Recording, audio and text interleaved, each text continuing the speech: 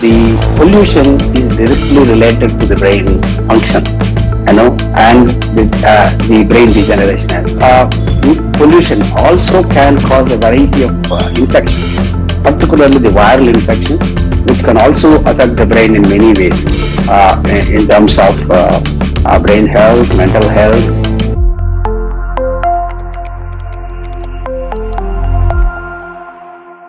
Welcome to this episode of Sustainability Karma. I'm your host Naina Gautam, and today we have with us Dr. N K Venkataramana.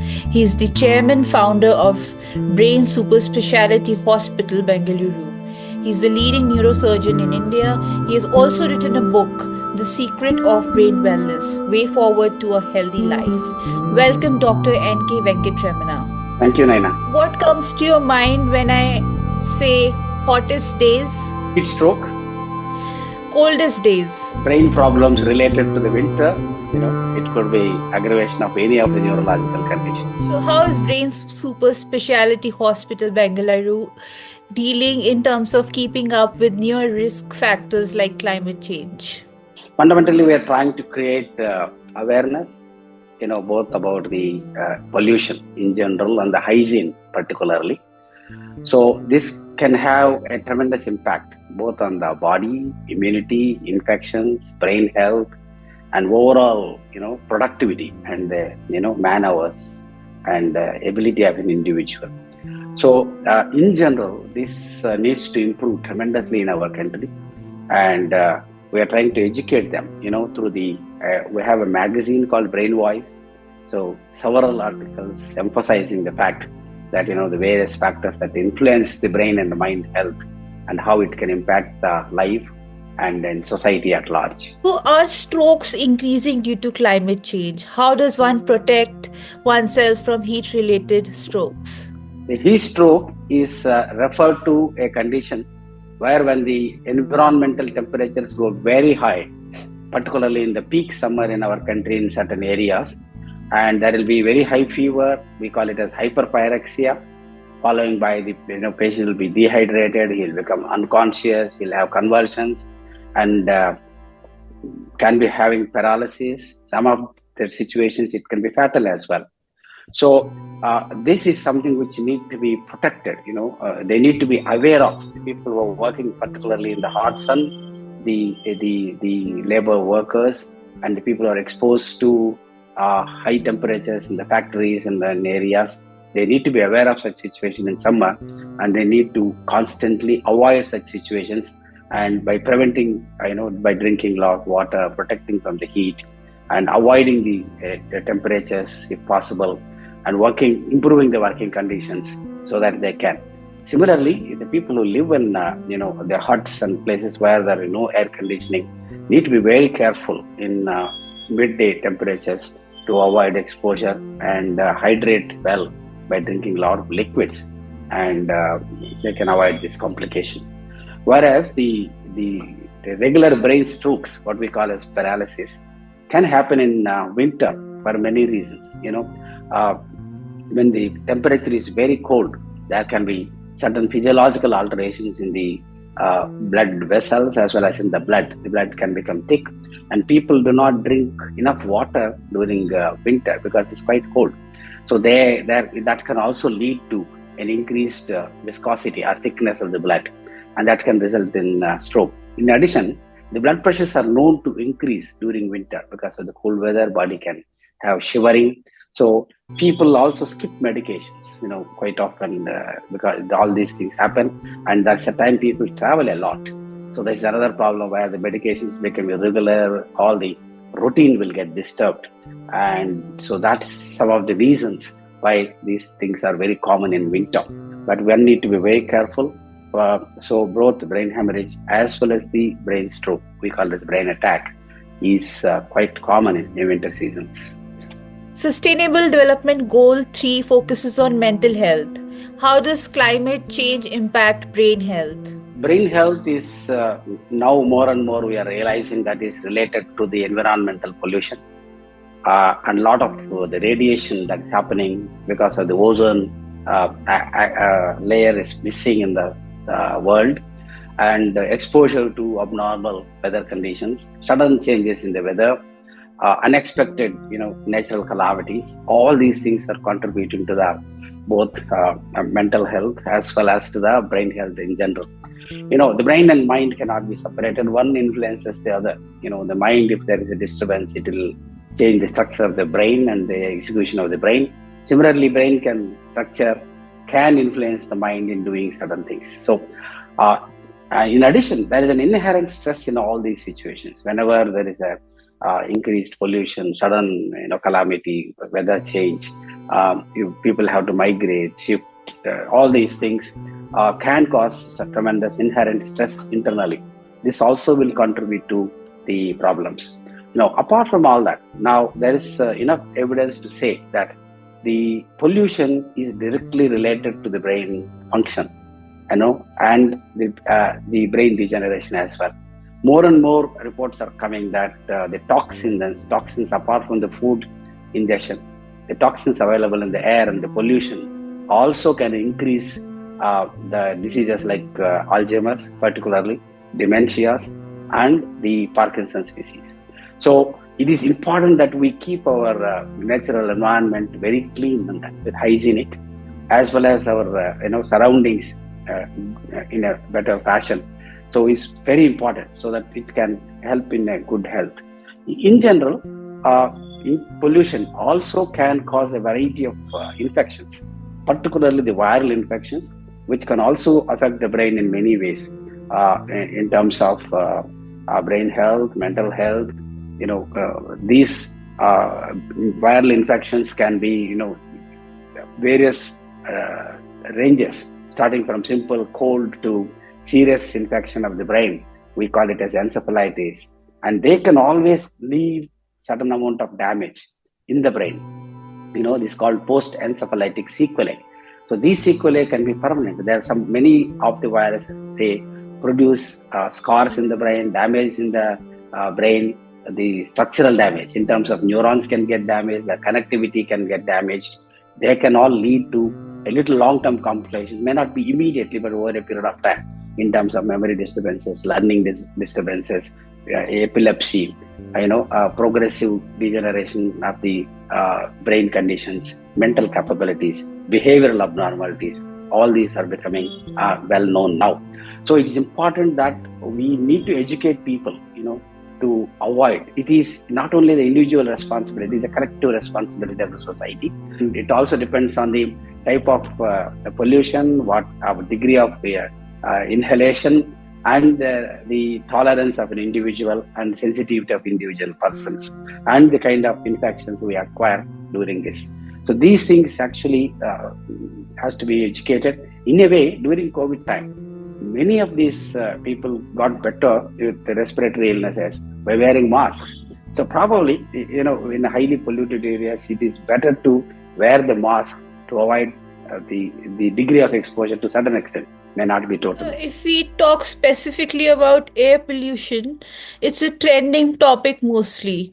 How does it impact brain health? That brain health and the hygiene, in general, and the pollution in particular, is increasing. So it is becoming a kind of a social neurosciences, wherein the pollution can affect, and the same person, once the brain if is healthy, he can also make the environment healthy. It's a bidirectional thing.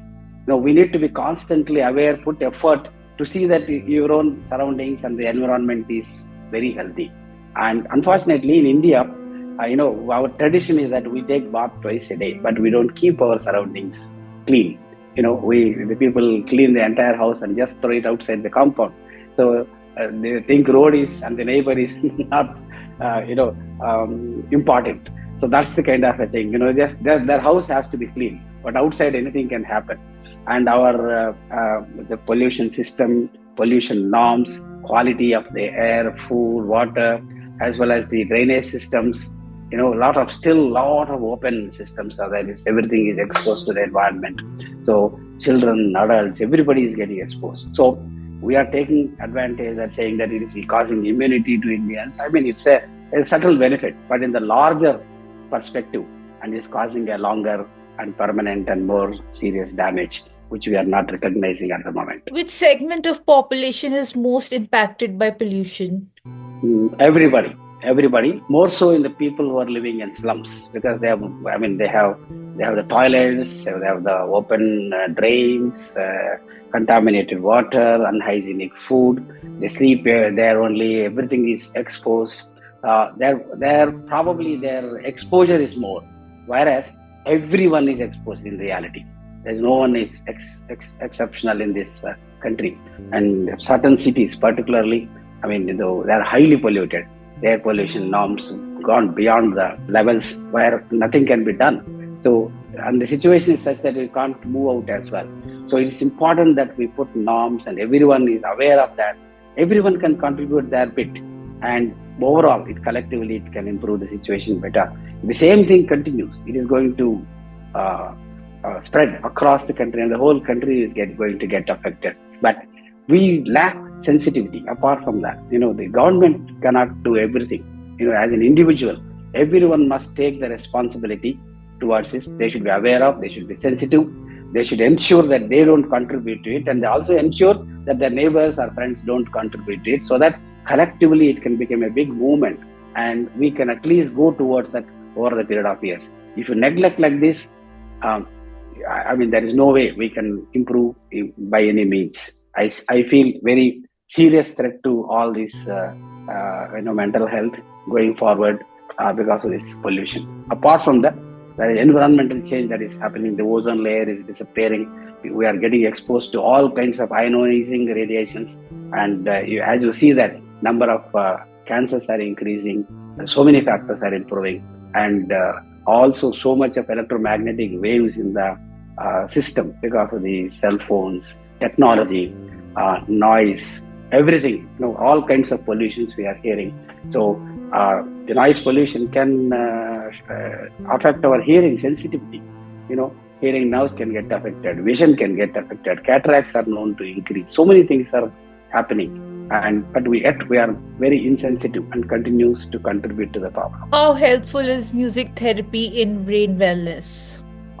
That's beautiful, because I love music, and music has a tremendous potential capability, not only on the brain, body and the mind, but also on the universe.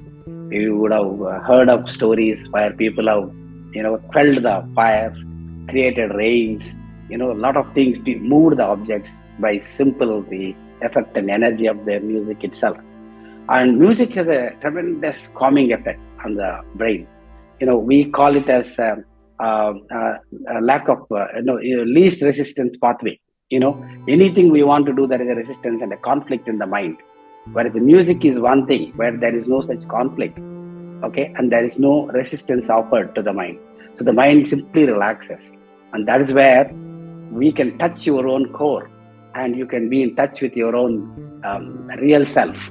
And that is how music is not only is helpful in creating health, creating happiness, creating well-being. You can also get in touch with your own inner self, and also you can touch the consciousness. So that is how people have got enlightened purely, by music. There are many saints who sang to the core with such utmost devotion and touched their core of themselves as well as the real consciousness of the God, and they merged with the universe very easily. So this is one of the easiest paths. There are many ways in the spirituality described as the Karma Yoga, Bhakti Yoga, Jnana Yoga, Sadhana path, so many things. But music is one of the very separate path where it's a shortcut rather. One can very easily go there. That is because it doesn't offer any resistance to the brain or to the mind. Once you get engrossed, you are in a different world altogether. And that kind of relaxation is it as good as sleeping for 7 hours and getting refreshing yourself? Your memory can get enhanced, your focus and attention can be enhanced, your efficiency can enhance, your energy reserves can enhance, your happiness can become, unbindling, and with all that, your energy, your capacity, your efficiency, and the way the brain functions can be totally at a different platform. The structurally how the brain and the music are related. And the right brain is supposed to be responsible for the tune and the emotion, feel what you give, whereas the left brain is responsible for the lyrics, diction, and the speech. So it's a very beautiful combination. And when there is a song, left brain will be taking responsibility of the lyrics, diction, where you need to stress a word, and then the grammar, syntax, all that. Whereas the right brain adds the rhythm, emotion, feel, and that makes a beautiful tune for one to relax and enjoy. So there are, variety of music. Whatever music it is, it has got a similar effect on the brain, and it does wonders. A lot of serious facts about brains have been learned in these 4 episodes. Tell us some fun facts about brain. Brain is something, as I said, is a playback singer. People do not know it's doing something, and brain is something which is a real leader, right? It keeps every organ in control, right? It has got a hierarchy, but it doesn't create any conflict between the organ. It doesn't tell the liver that the heart is bad. It doesn't tell the lung liver is bad. It makes sure that all situations, even in adverse situations, all the organs work together and work to the best. Okay, it is one simple example of unity in diversity. Where so many different cells with different functions, different locations in the brain, but all of them work together for a single purpose of creating efficiency of an individual. And brain doesn't rest. Okay, even during sleep, it has its own job and it keeps doing. And our brain is like a diamond. The more you rub, more it shines. So similarly, brain, more you use, more it works. So that's the beauty of the brain. Brain is something which is never jealous about any organ. In fact, many a times no credit is given to the brain, right? Every organ takes the credit. If any work is done very fine, his hands takes the credit. If you walk for a long distance, leg takes the credit. If you do some contribution or donation, heart takes the credit. People say he's got a big heart, right? So ultimately, brain doesn't get any credit, but it doesn't mistake any of these things. It loves it rather and makes it keep doing more and more. So that's the beauty of the brain. So it enjoys and remains as a leader behind, a driving force for all these, rather than it's a king maker, not as a king. So that's how it is. Thank you, Dr. Venkatramana, for such an insightful conversation. Thank you very much. It's a pleasure interacting with you, Naina. This is Naina Gautam signing off for Sustainability Karma. We hope you like this program. We look forward to your feedback on our WhatsApp number 9818120554. For participation in this program, write to us at sustainability.karma@gmail.com. You may also connect with us on social media. This podcast is also available on podcast hosting sites. Looking forward to meet you again at the same time next week with a new episode and a new guest. Till then, goodbye from all of us. Sustainability Karma, a podcast series on sustainable development, sustainability and ESG.